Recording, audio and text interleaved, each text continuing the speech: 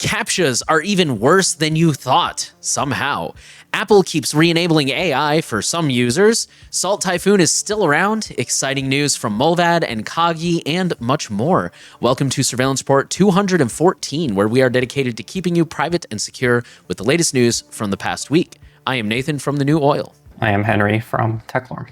This week, our podcast is brought to you by EasyOptOuts. As some of you may or may not know, your public data is usually freely available all over the internet, especially if you're an American and especially if you've been online quite a bit. It's probably just a quick Google search away to find phone numbers, home addresses, family members, sometimes even political party registration. It's pretty crazy. So there are a number of services out there who purport to remove this information for you, and EasyOptOuts is one of the best. They are incredibly affordable at only $20 a year, and if you're not satisfied, cancellation is very easy. They do offer refunds.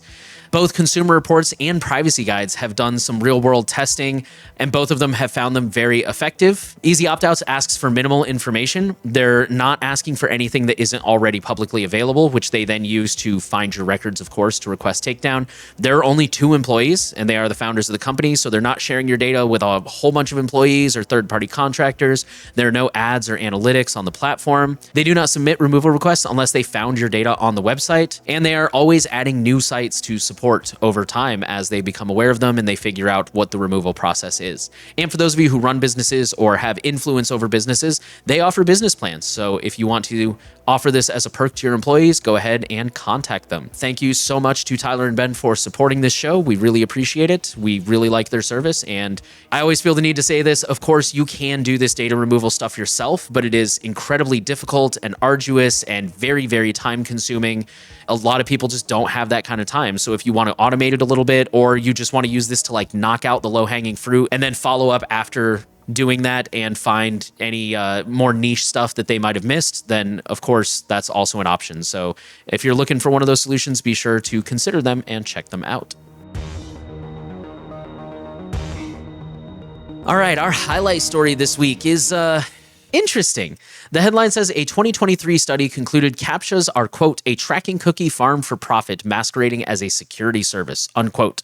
So for those who are just joining us and don't know, CAPTCHAs are those annoying little things where you go to a website and it pops up like, are you human? And it tells you to like select 3 fire hydrants or select, it breaks the image up into a grid, a 3x3 grid, and it says select all the boxes where there's a bicycle or something. Especially when you first start getting into privacy, you're going to see a lot of these because suddenly websites don't know who you are, especially when you're signing into things like Facebook or Google. This is unusual behavior for you, so it raises a lot of flags.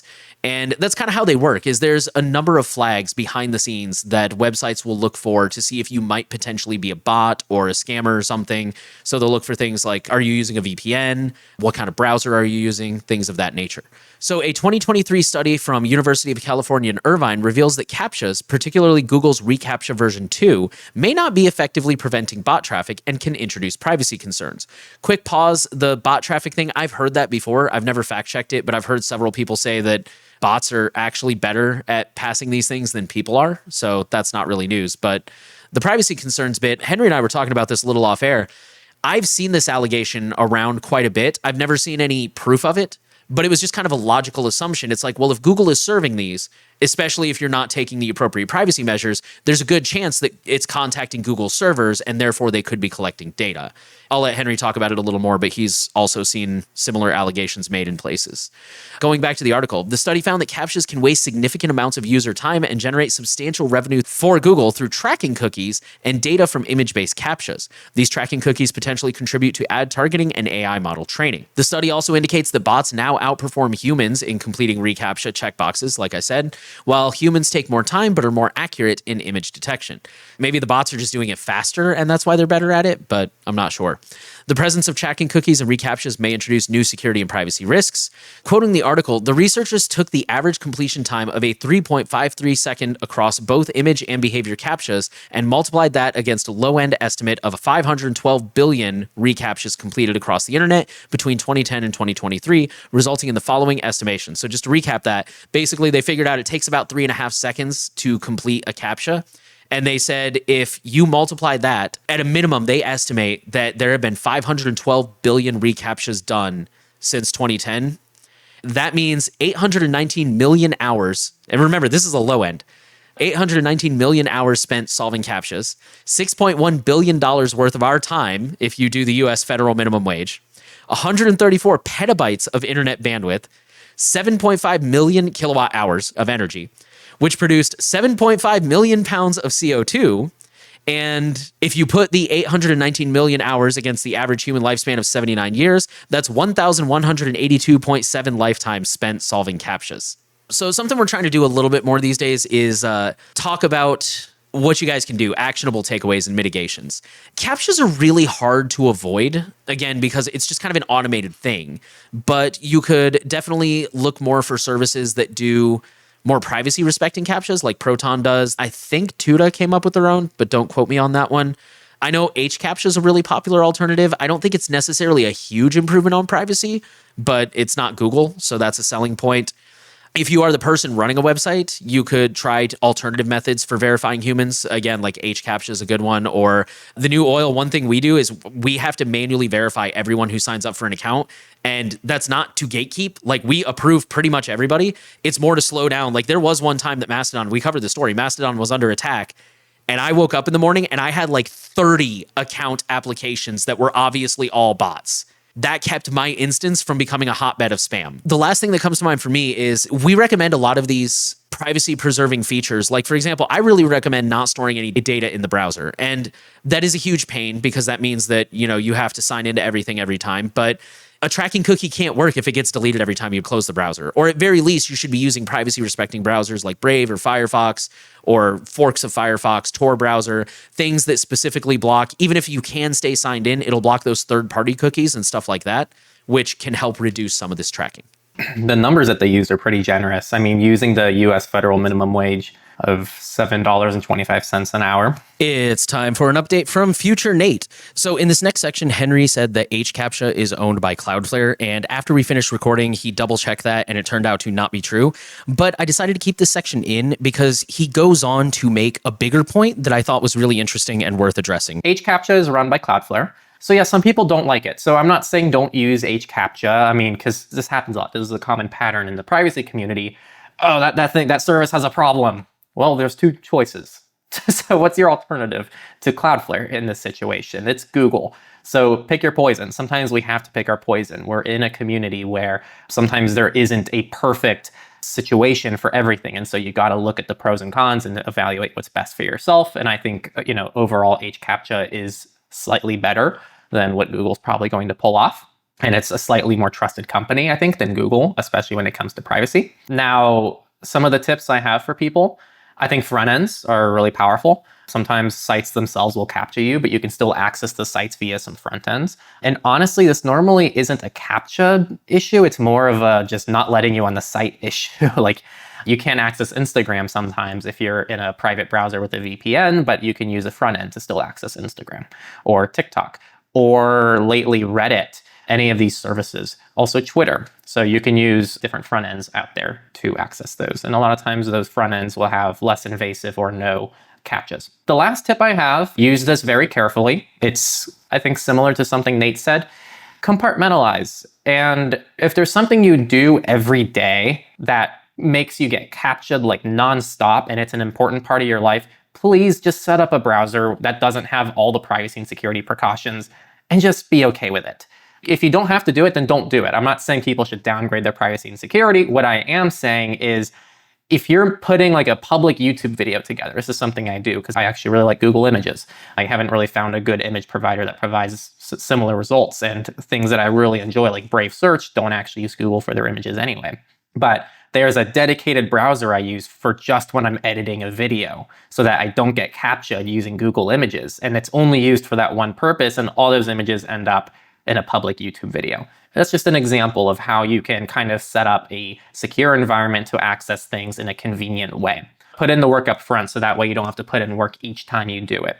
You can also set this up with things like split tunneling. So if your VPN is causing you issues, you can specifically not have your certain browser or a certain app go through your VPN. So there's lots of ways to integrate this kind of strategy to make your life a little bit more convenient. None of that deals with the privacy concerns of CAPTCHAs. I just want to make that very clear. CAPTCHAs, if this article and everything we talked about is true, are going to be privacy invasive. So ideally, you're just trying to avoid them at all costs. I do want to add on to a thought that I said earlier that I don't think I completed is I mentioned that when you first get into privacy, you see a lot of these CAPTCHAs. And I'm not sure why, but I don't see them as much these days. And I'm not sure if it's because I've switched to more privacy respecting services who don't do this as much. I'm not sure if it's because the technology has come a long way. Like I know Safari, for example, on iPhone, they have an option where basically in the background, they'll kind of verify you in a way where you don't get a CAPTCHA, but they do it in a very privacy respecting way. This is opt-in, by the way. You have to go into the settings. They're just like, trust me, this is a person, not a bot. Don't serve them a CAPTCHA. Or maybe it's just, again, like maybe the few invasive services I do use, like Google to upload YouTube videos, maybe at this point they're just like, yeah, whatever, that dude's always logging in from crazy IP addresses in New York and California and Utah and sometimes Germany and whatever, don't even worry about it. I'm not sure, but I definitely remember when I first got into privacy, they were everywhere all the time. And I could see how that would make somebody want to give up. But here I am several years on, and I feel like I see them maybe once or twice a day, tops. Sometimes not even that much. So yeah, I just wanted to throw that out there. Yeah, I do wonder about that. It'd be cool to know.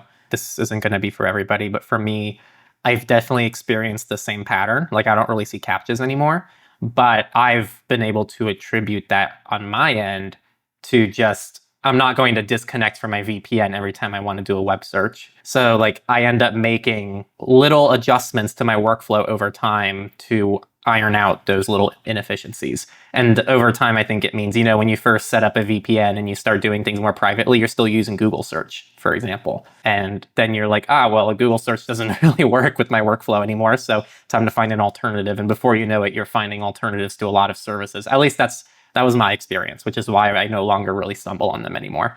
Do you know my least favorite service, actually? For anyone who calls us shills of this service, God, Signal CAPTCHAs are the worst.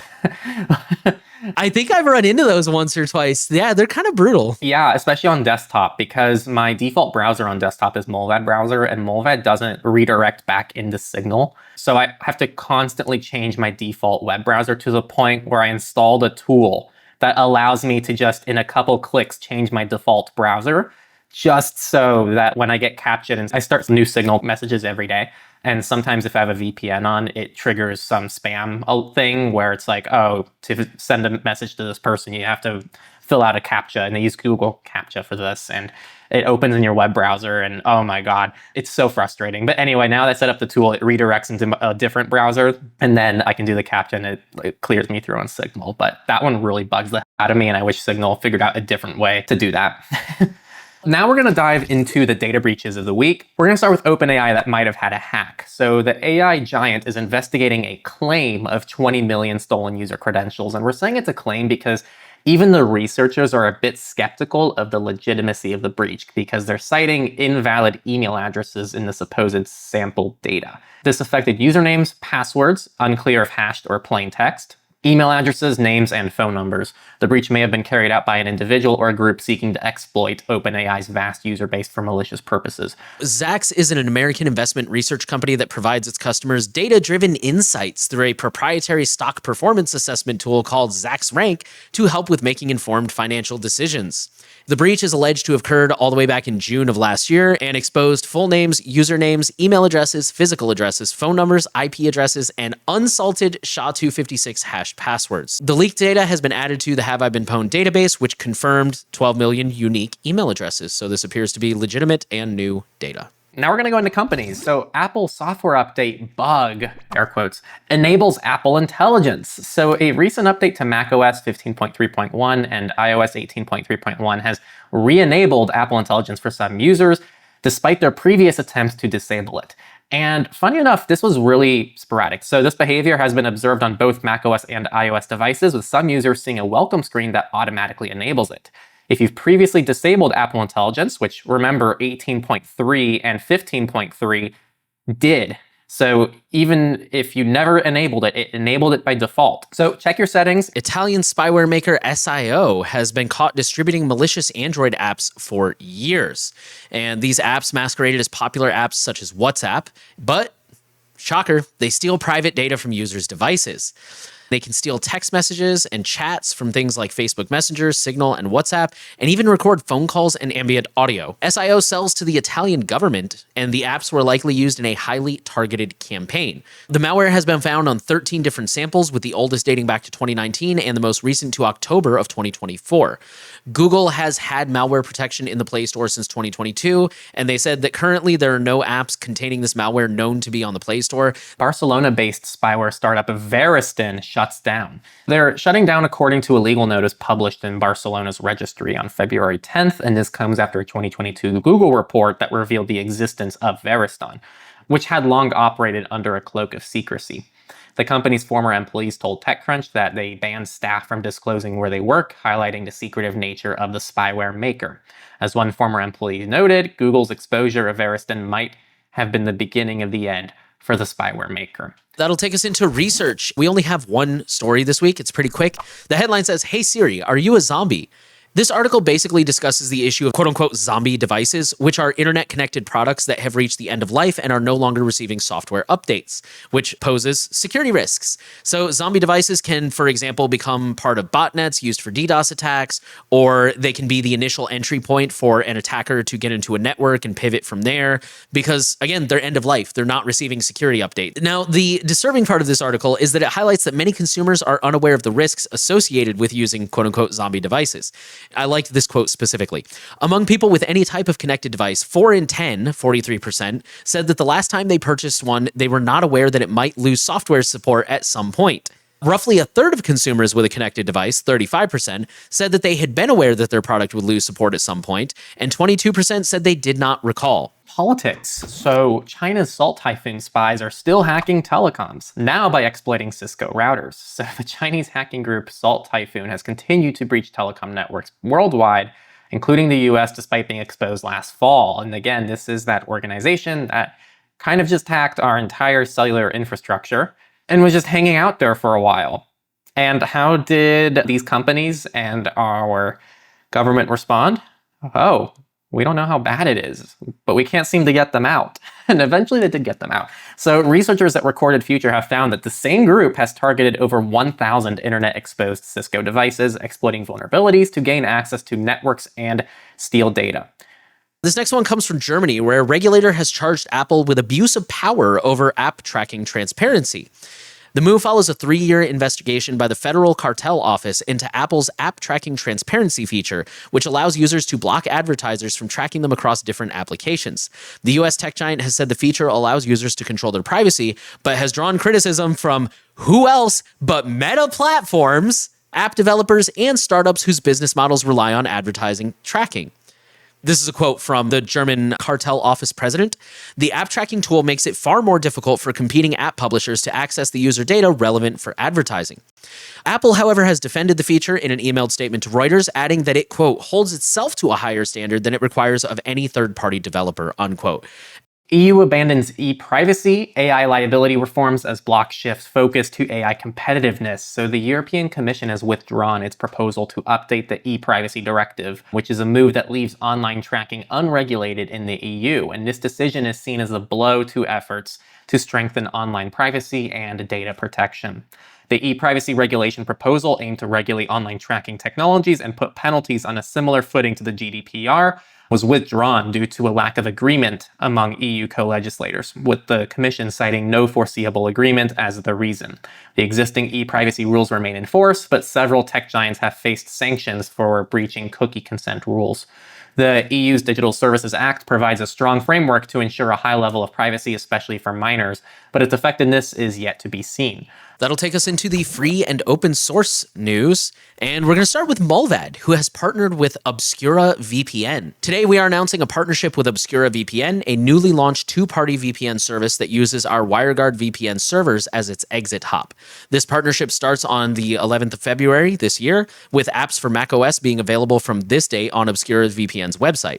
While connected through Obscura, your traffic first passes through their servers before exiting the internet via Mullvad's WireGuard servers. This two-party architecture ensures that neither Obscura nor Mullvad can see both your identity and your internet traffic. Obscura users can verify that their traffic is sent encrypted to a Mullvad server by comparing their server's WireGuard public key, which is shown in the app, against those published on our server page. Obscura also features a custom obfuscation protocol based on QUIC that mimics HTTP3 traffic to bypass firewalls and censorship. Brave now lets you inject custom JavaScript to tweak websites. So this is a new feature in 1.75. It's called custom scriptlets that allows you, assuming advanced users, to inject this custom JavaScript into websites, which allows you to just customize and control your browsing experience a little bit further. It also comes with a warning, quote, "You should not paste code you don't understand, as this could result in privacy risks." This can be used to block JavaScript-based trackers, randomize fingerprinting APIs, and substitute Google Analytics scripts as a dummy version. They can also introduce risks if not used carefully. So to mitigate this, Brave has placed the feature behind a developer mode flag in shields and content filtering. So you really have to dig down for that. LibreOffice is still kicking at 40, and now with browser tricks and real-time collab. LibreOffice has turned 40, and to celebrate, they have announced a couple of interesting updates at FOSSDEM 2025, which is an open source convention. So the first one is called Distributed Real-Time Collaboration, which is a new prototype that allows multiple users to collaborate on a document simultaneously using conflict-free replicated data types, or CRDTs. The other one is called Zeta Office, a version of LibreOffice built for the WASM runtime, which enables it to run inside a browser. This allows for rich editing experiences in web pages and scriptability with JavaScript. The quote here that I liked says, "The idea is to free you from keeping your apps and data on someone else's computer without losing the handy collaborative features that web apps bring." OnlyKey is kind of like YubiKey, but they are open source, and they have launched OnlyKey Pro for encrypted storage to store critical files offline. One of the most requested features they're working on for the OnlyKey Pro, this is a quote from them, is encrypted storage. This feature will allow users to store critical files securely offline on an encrypted flash drive that requires a PIN to access. With this innovation, you'll be able to carry your encrypted files with you, ensuring they remain safe, but accessible when needed. We're also incorporating encrypted backup functionality so users can create a secure copy of their data, ensuring they always have a fallback in case of loss or damage. Introducing Bitwarden Cupid Vault to securely share and unshare passwords with loved ones. The headline kind of says it all. Basically, you can share passwords and sensitive information with friends, partners, family, and other loved ones. This is a free feature. You don't have to pay for this. It's called Organization, which allows two users to share a vault securely. Notably, users can revoke shared passwords at any time. I still don't know how to say it. I think I got like 50 different corrections in my review for this, so I can't make sense of what everyone said, but I'm just going to say Kagi.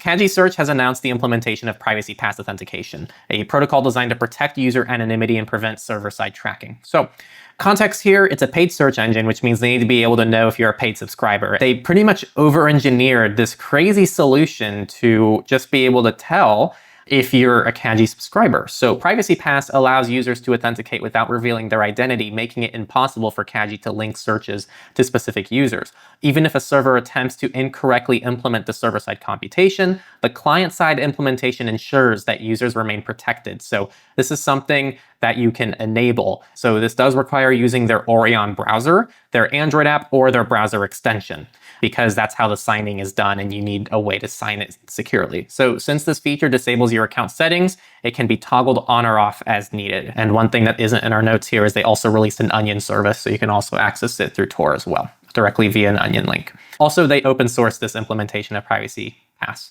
so you can go ahead and review it if you're a developer. I just have to add, number one, the quote that I picked out here, "It's one thing to promise we won't track you, it's another to make it technically impossible." Number two, this is not available on the free tier or the starter tier. Our next story, Proton Wallet is out of beta.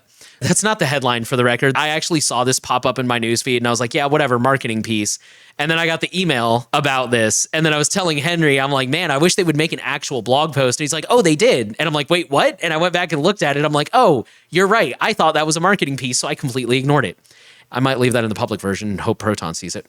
In 2024, we launched Proton Wallet in early access, leveraging cryptography to further empower the people. We chose Bitcoin to be the foundation because it is the most widely adopted and decentralized digital money. Over 100,000 members of the Proton community used the early access version of Proton Wallet to hold Bitcoin in self-custody and transact peer-to-peer with our easy-to-use Bitcoin via email feature. At no point did Proton have control over these Bitcoin, and everyone using Proton Wallet can freely move to another wallet service using the standard 12-word wallet seed phrase. After many improvements during the last year and positive feedback from the community, we are opening Proton Wallet to the world so that everyone can enjoy financial freedom and sovereignty. Starting today, anyone can sign up for free to securely buy, send, receive, and hold Bitcoin with just a few clicks. Simply go to wallet.proton.me or download the apps for Android and iPhone and log in with your username and password. Proton username and password, in case that's not clear. I'm going to cover the next two because one's really quick. KDE 6.3 is live, so if you use KDE, the desktop environment on Linux, go ahead and update and enjoy the updates. And the final story in the open source category, nearly a year later, Mozilla is still promoting OneRep. So this requires some context. Last year, Mozilla announced a data removal service that was powered by a new service called OneRep. OneRep's founder, Dmitry Shelest, has ties to people searching services themselves, including Nuber, which sells background reports on people. In other words, he was selling a solution to a problem he was a part of. Now, for the record, there was nothing that actually came to light that called into question the efficacy of OneRep because of this one story. It was just a very alarming turn of events, and I believe Mozilla even committed to looking for an alternative or just investigating it. Well, they haven't found one. They've stated that customer data is not at risk, and the outside financial interests of OneRep's CEO does not align with their values, and despite their promise to find a new partner, they've continued to partner with OneRep for nearly a year now. That'll bring us into Misfits, and we just have a couple of interesting stories. Woeful security on financial phone apps is getting people murdered. I'm going to quote a little bit of the article here because I like how they summarized it. Monday brought chilling news reports of the all-count trial convictions of 3 individuals for conspiracy to rob and drug people outside of LGBTQ+ nightclubs in Manhattan's Hell's Kitchen neighborhood, which led to the deaths of 2 of their victims. And this is quoting the district attorney. As proven at trial, the defendants lurked outside of nightclubs to exploit intoxicated individuals. They would give them drugs laced with fentanyl to incapacitate their victims so they could take the victim's phone and drain their online financial accounts, including unauthorized charges and transfers using Cash App, Apple Cash, and Apple Pay. In 2024, the DA called on financial companies to better protect consumers from fraud, including things such as adding a second and separate password for accessing the app on a smartphone as a default security option, imposing lower default limits on the monetary amount of total daily transfers, requiring wait times of up to a day and secondary verification for large transactions, better monitoring of accounts for unusual activities, and asking for confirmation when suspicious transactions occur. He went on to say, no longer is the smartphone itself the most lucrative target for scammers and robbers, it's the financial apps contained within. Thousands or even tens of thousands can be drained from financial accounts in a matter of seconds with just a few taps. Without additional protections, customers' financial and physical safety is being put at risk. Last story of the week, Valve is removing a Steam game that contained malware. So this was an incident on the Steam platform that highlights the potential risks of malware in video games. The game is called Pirate Fi, which contained malware, prompting Valve to remove it from the platform and advise users to take immediate action to protect their systems. Valve said it removed the game builds from Steam, but said it urged users to run a full system scan using an antivirus product that you trust or use regularly and inspect your system for unexpected or newly installed software. Valve said a system reset could ensure that no malicious software remains on your machine. So that's all we had for this week. CAPTCHAs are somehow worse than we thought, as if they weren't bad enough. Apple keeps re-enabling AI for some users. They say it's a bug. It might be, it might not be. It's how Apple rolls. Salt Typhoon is still around. That one's self-explanatory. And exciting news from Mullvad and Kagi and a lot more. It was a surprisingly busy week this week. EasyOptOuts is a data removal service. It's meant to be affordable. I still haven't seen a cheaper one yet. That's their only price model. There's some free ones out there, but they're extremely limited, and a lot of them don't actually do opt-outs. So it's only $20 a year, not a month. And a lot of them, that might be the kind of price you're looking at in a month. Cancellation is easy. They have refunds if you're not satisfied. It's been proven to be effective as well from consumer reports and privacy guides. And if it means anything, anecdotally, it's what I've moved to as well. I used to use a different service, and since looking at the research, I personally moved over to EasyOptOuts, not only because it was more effective than what I was previously using, but it is also substantially cheaper. So I saved a lot of money in doing that.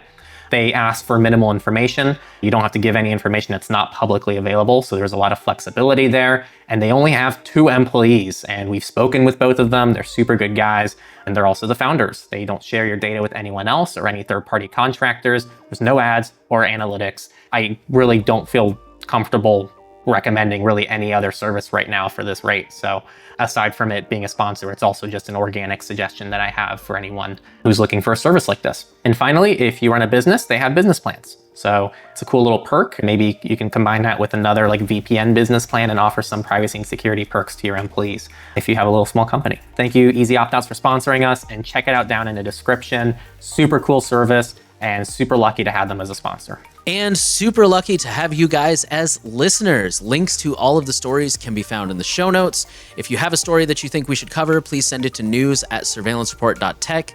The final thing we want to ask of you, please share the podcast around. Make sure you are subscribed. Give us a rating if you're on a platform where that's an option.